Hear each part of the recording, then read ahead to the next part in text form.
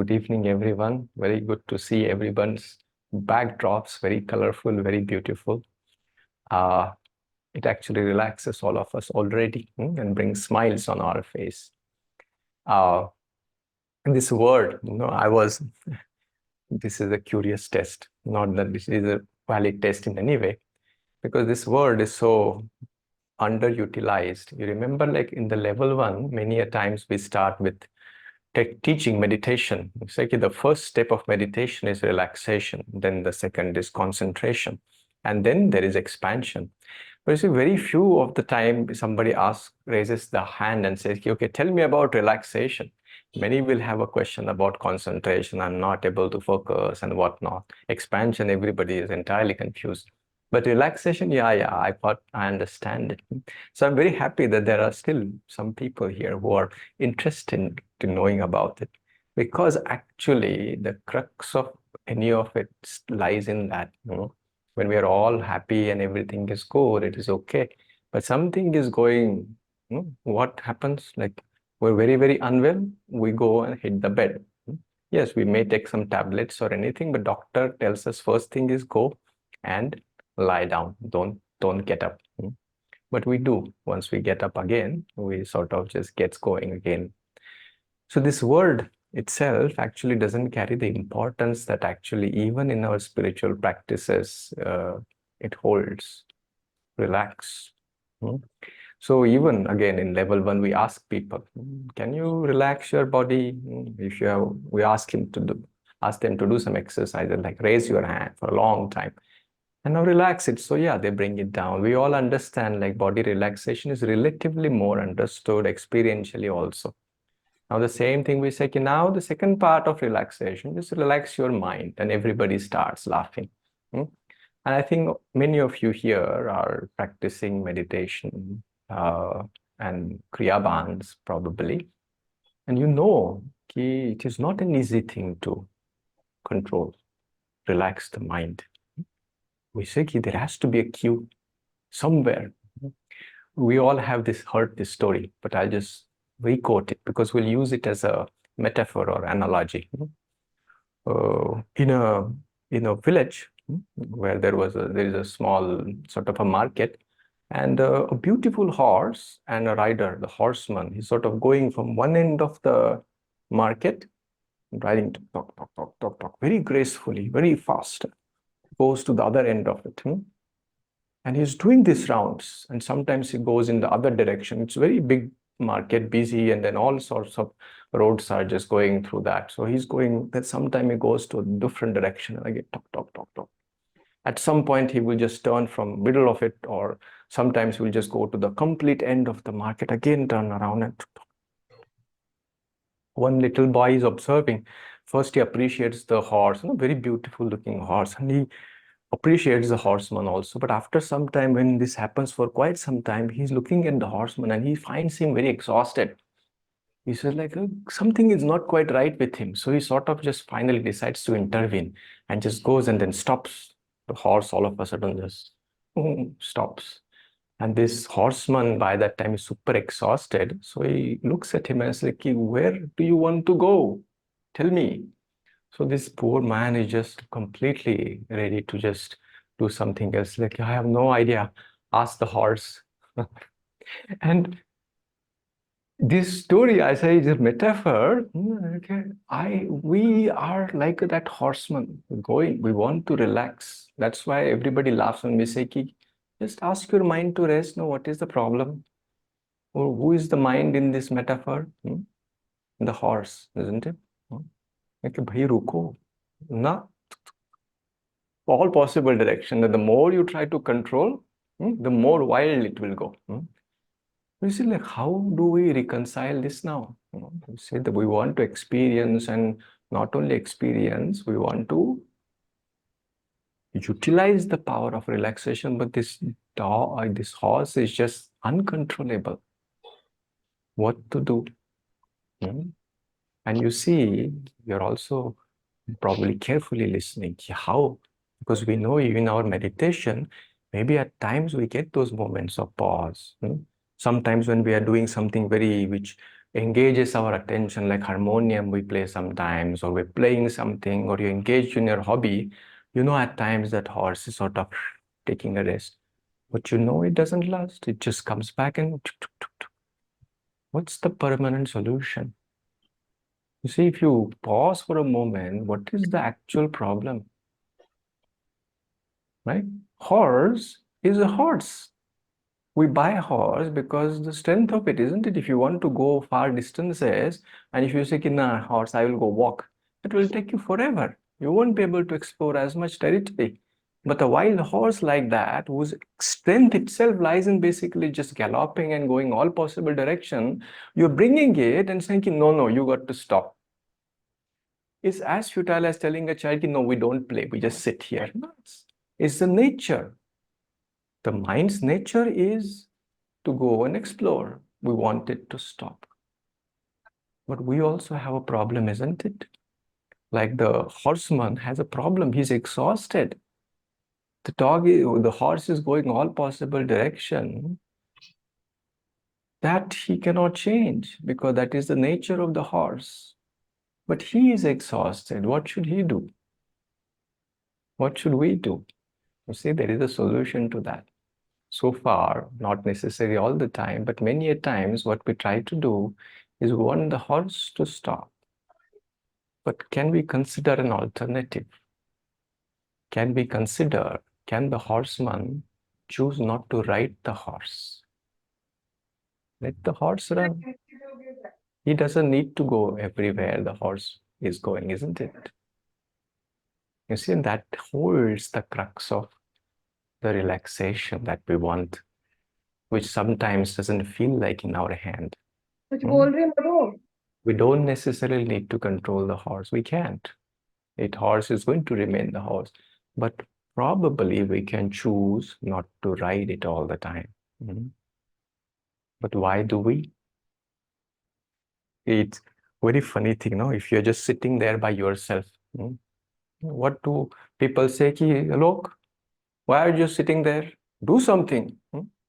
And what will Alok do? Not only Alok, think about yourself. We say, yeah. I need to get up and do something, isn't it? That's an immediate instinct that we all have. There's a very beautiful movie. I wouldn't recommend or not recommend. It's a very light movie, a family movie. Christopher Robbins, and there's a fictitious character of a bear whose name is Winnie the Pooh. And this is a dialogue between Winnie the Pooh and Christopher Robbins. So Winnie the bear asks Christopher, what did you do yesterday? Christopher is just hopelessly not happy because Winnie, I didn't do anything yesterday. He says, you did nothing? That's my favorite thing to do. And then Christopher gets even annoyed at that response from Pooh and says, Pooh, but you can't do nothing all the time. And then Pooh is still not satisfied with that answer. He looks at Christopher and says, really? Why not? And I guess it is a funny movie, but at the same time, we will probably resonate with Christopher, isn't it? No, it's like every time when somebody says, don't just sit there, do something. And we get up and then start doing something or the other. What next? We finish one task and then the immediate thought comes, what should I do next? Even when we say, this evening I'm going to have a relaxed evening. Okay, what should I do? You will see what the whole point of having a relaxed evening is, to do nothing. But something inside us is always trying to grasp at something, want to do something. We cannot stop. Where are we constantly running? So it is not the horse's fault, actually, that it is running all the time, always. It is that we are actually consciously choosing to ride the horse. What is the thought about what next? We're trying to figure out what is it going to be. We try to read something as okay, I need to figure this out. We figure that out, it doesn't stop. Then the next question comes, we try to figure that out. Does it stop? No. Every time, whenever you feel that we have accomplished one thing, The what next always is there. And so far, what we do is we immediately jump into that what next. We ride the horse. Is there a choice we have? Yes. See, the whole, why do we go to that, even fall into that trap? It seems very easy not to fall into that trap, but there is a more subtle reason why we fall into that trap. Because this what next is also this, there is an innate urge into all of us to figure things out. The highest mystery is like the whole point of this existence, something like why on earth we are doing what we are doing. Where is this going? Where is it going to end? And to all these questions, if you see, the answers that masters have given are completely ridiculous to the mind. When our Paramhansa Yogananda ji was asked these questions, ki Yogananda ji, when will all this end? Very, very hard question, like, please help me. I'm tired. Do you feel the pain of that horseman here? Ki, don't want. I want this to end. When will this end? And to which Yogananda ji answers, this will end when you will achieve endlessness. Not the answer which any of the mind will be happy to hear. I don't understand what it means. Because for the mind, even relaxation means to do something. How do I relax? Alok, can you give me 3 things to do to relax? I did all 3, but I am still not relaxed. You see, this is the trap of our conditioning. This is the nature. We are asking the mind a question that it cannot solve. The question is correct, but the tool which is used to find answers is not. We have been, why do we get up? They say ki, next time when somebody asks you a question, ki, why are you sitting there, just sitting there, do something. You have to ask ulta. Ki, why are you always doing something, just sit. Allow ourselves to do that. This is questioning not the other person, questioning our own system of conditioning, belief system. I want to do something else now. How explore every possibility to this horse mind. I haven't found many. It seems I'm learning things, but it hasn't brought me to the fulfillment that I want to find out.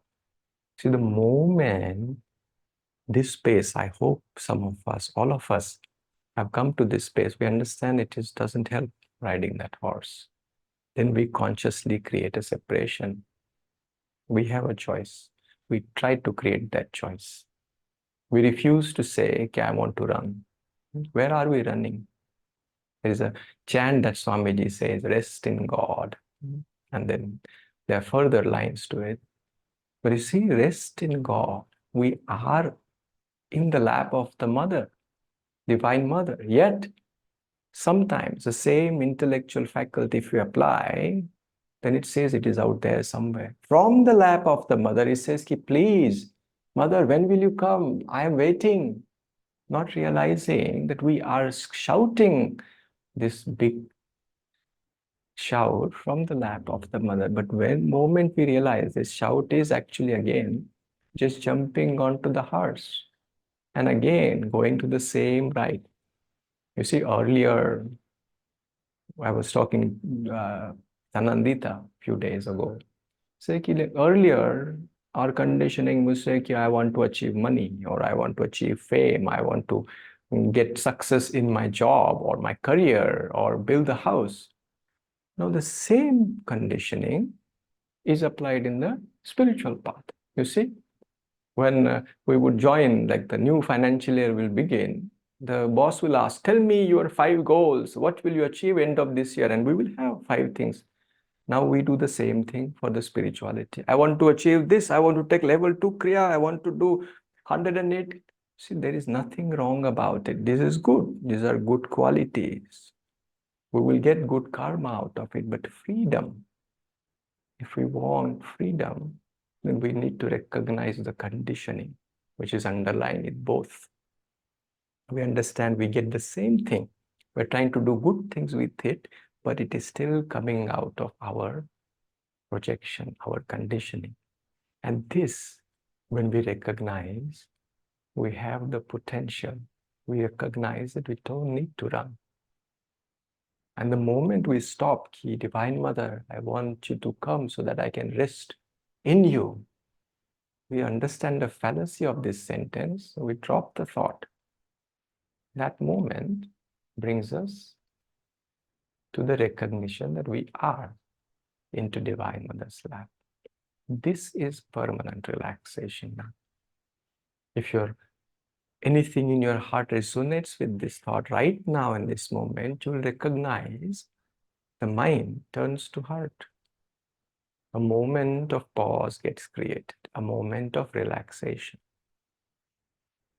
And this recognition, the more and more we water, that recognize that relaxation is permanent. The less we ride the horse, the more we are. We don't need to figure out life. We don't need to figure out anything. When we recognize this, we are part of that intelligence which is going to unfold the tapestry of life one moment at a time, no matter how hard we try.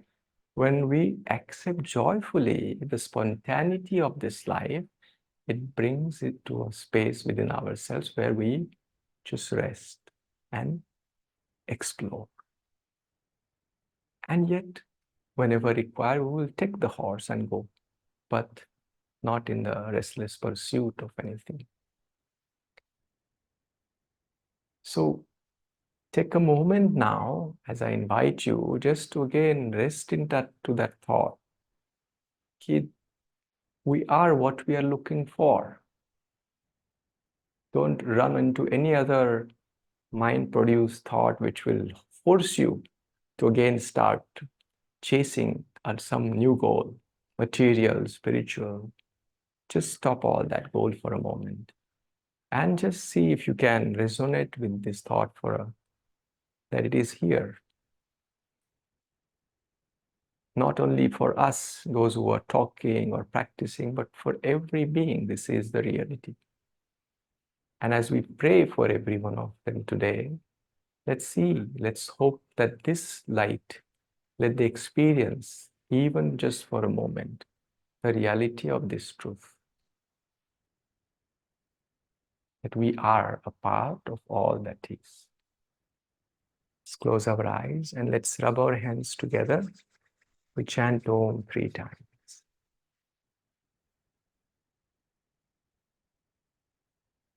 Om.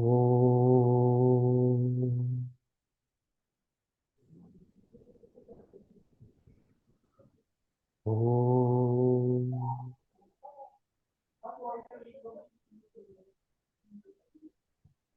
Om.